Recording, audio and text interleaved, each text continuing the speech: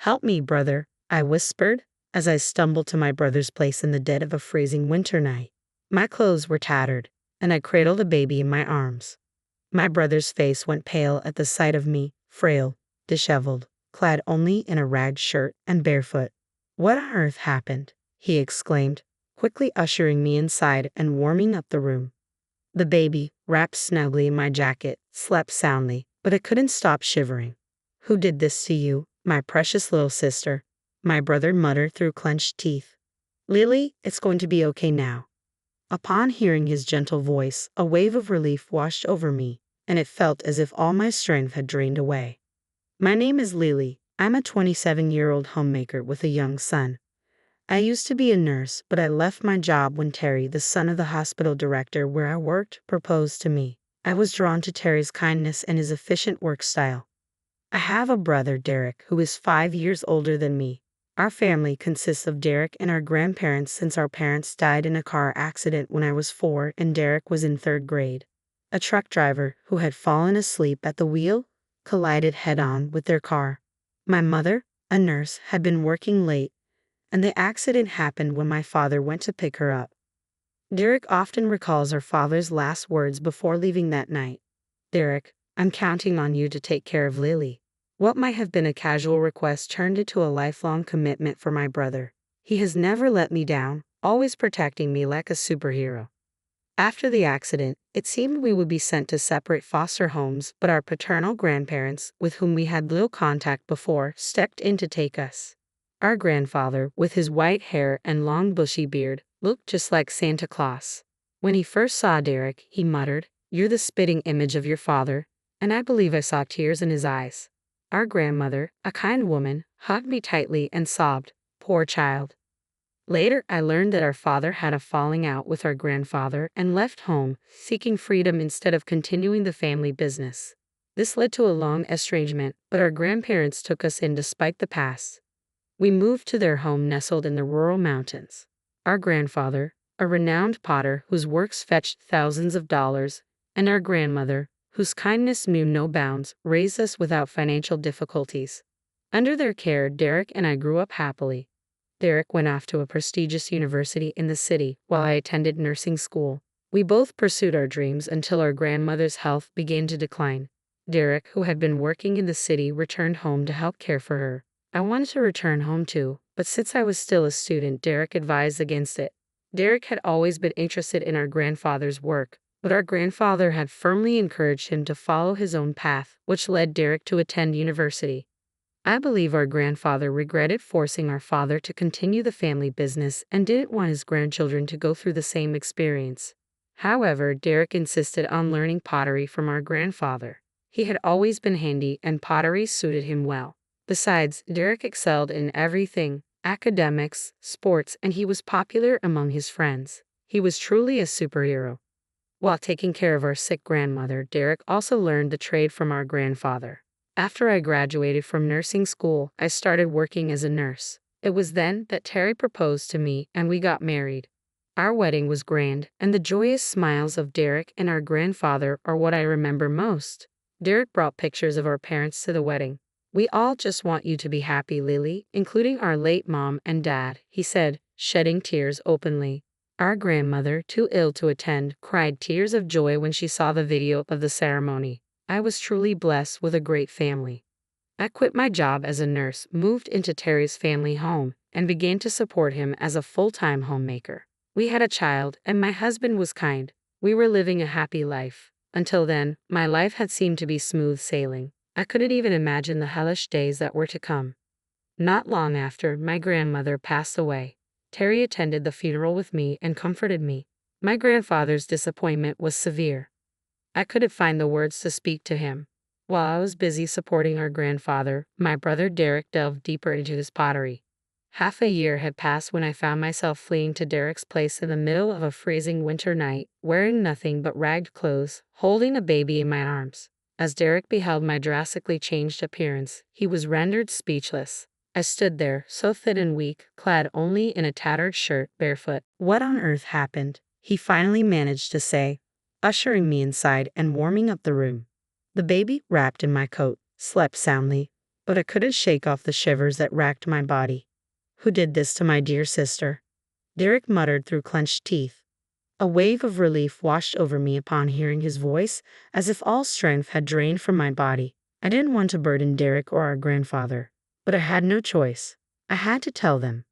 I began to recount the events at my in-laws' house. Terry and I had been living together, but due to my in-laws' insistence that I rest during and after pregnancy, we moved in with them. My in-laws, both remarried, welcomed us warmly. My father-in-law's kindness was particularly touching, as I had no father of my own. However, my mother-in-law seemed to harbor resentment. "You're flirting with my husband, aren't you, you disgusting woman?" she accused, launching into a campaign of verbal and physical abuse. She disparaged my upbringing, asserting that I could never blend in with their family's affluent background. As if that weren't enough, I found myself facing additional challenges due to a shortage of staff at the hospital. As a former nurse, I often found myself called in to assist at the hospital alongside my husband, Terry. However, during this time, I noticed something deeply unsettling. Terry, being the son of the hospital director, took it upon himself to reprimand the nurses in an unreasonable manner. "Move quicker. You're a nurse getting paid, aren't you? Don't slack off just because my father is lenient. Once I take over this hospital, I won't be so forgiving," he would bark at them. His harsh words towards the hardworking nurses were unreasonable and unjust. Attempting to intervene, I interjected, "Terry, don't you think that's too harsh? Everyone here is trying their best." Unfortunately, my husband didn't take kindly to my interference. In front of the other nurses, he flew into a rage, furious that I had dared to stand up to him. Since that incident, Terry became distant towards me, perhaps influenced by my mother-in-law, who had been insinuating from the start that I was too soft on your wife and that I was taking you for granted. Meanwhile, my father-in-law, though unable to openly oppose his wife, did what he could to protect me. Unfortunately, when my father-in-law fell seriously ill and became bedridden, the situation worsened. Seizing the opportunity, my mother-in-law made me take on all the household chores, treating me like a mere housekeeper. I found myself juggling caring for my son, cooking, laundry, and cleaning, all while enduring mistreatment. Even in front of my ailing father-in-law, my mother-in-law's cruelty knew no bounds.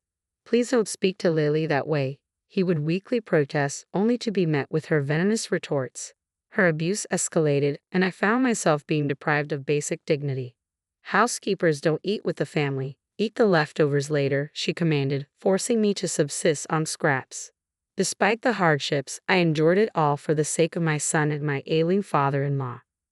I was so distraught that I lost my appetite. When I glanced in the mirror, I was taken aback by the gaunt and worn reflection staring back at me. My husband's words cut deep. "I only married you because you were somewhat attractive, but I never imagined you become such a disheveled woman," he sneered, insisting that I relocate from our bedroom to the storage room. The cruelty was staggering. The verbal abuse didn't stop with me, it extended to our son. "Of course he's not smart. Look at who his mother is," my mother-in-law would scoff. "His constant crying is annoying. Make him stop right now," my husband demanded. It felt like something inside me had snapped. Determined to escape, my sole concern was my father-in-law's well-being. However, to my surprise, he urged me to flee to my brother's place. Pressing several $100 bills into my hand, he insisted I leave immediately.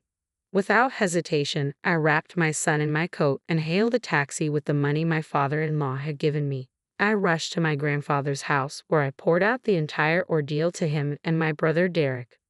Derek, his usually calm demeanor replaced by a furious expression I had never seen before, clenched his fists in anger. Assuring me that things would be okay, he said, "You've been through so much. It's time to relax." Overwhelmed with emotion, I broke down in tears. Even my grandfather, typically reserved, muttered, "I can't forgive this." A few days later, leaving my son under my grandfather's care, I made the decision to return to my in-laws' house with Derek to retrieve my belongings. Having left abruptly without a word, I anticipated trouble upon our return. My husband greeted me with a cold gaze and muttered, "You finally returned, huh?" Derek, maintaining his composure, calmly stated, "My sister seems very distressed, so we'll be taking care of her for a while. We've come today to collect some of her personal belongings." To this, my husband retorted, "I married her, so if she doesn't come back, there will be no one to do the chores." That's a big problem for me. Looking down on Derek, my mother-in-law remarked, I heard you do pottery. It must be a tough life. Even if you take care of my daughter-in-law, it's going to be difficult for you, right? Please send her back. It's a problem for us too. I could see Derek struggling to contain his anger as we requested to retrieve our belongings. Directed to a storage room in the corner of the hallway, which served as my room, we found it cramped and neglected. Cardboard boxes and old appliances cluttered the space, with only a few changes of clothes for me and my son. There were no heating appliances, just a thin blanket and mattress. Derek, visibly shaken by the harsh conditions, confronted my mother-in-law. Is this where you've shoved my dear sister and her child? Her reply was callous. She should be grateful just to have a room. She's just a housekeeper after all. Eager to leave, yet concerned about my father-in-law, I wished to see him. He greeted me warmly and quietly handed me something, expressing his regret for not being able to protect me. For several days, we made preparations, and with my grandfather and Derek by my side, I returned to my in-laws' house.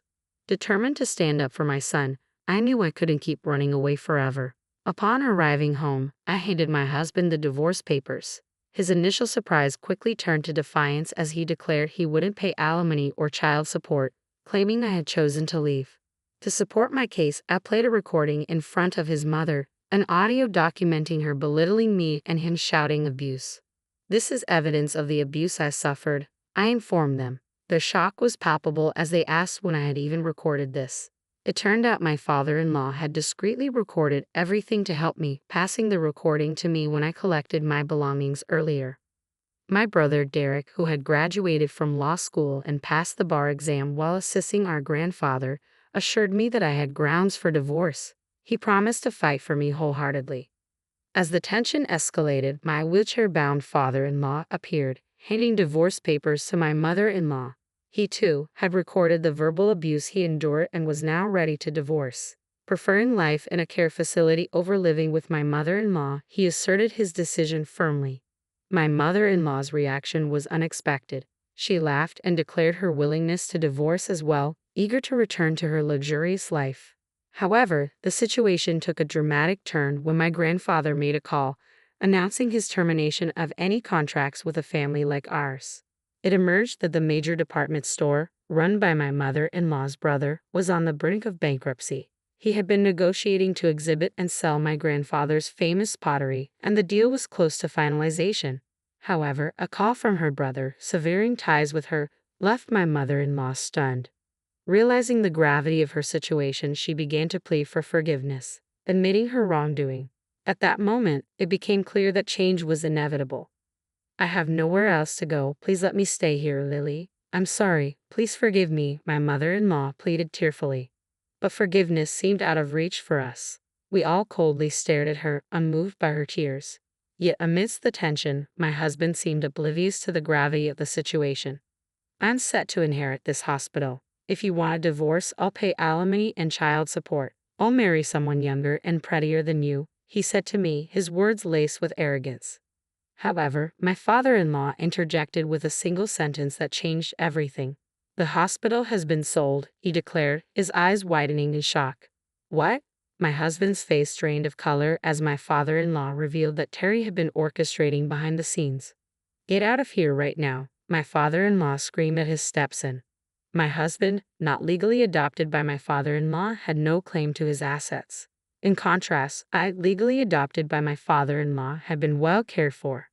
Realizing the tide was turning against him, my husband quickly changed his tune, pleading for a fresh start with me, but I coldly dismissed him. Afterward, my son and I found solace and happiness at my grandparents' house. With each passing day, my son cried less, finding joy in playing outdoors.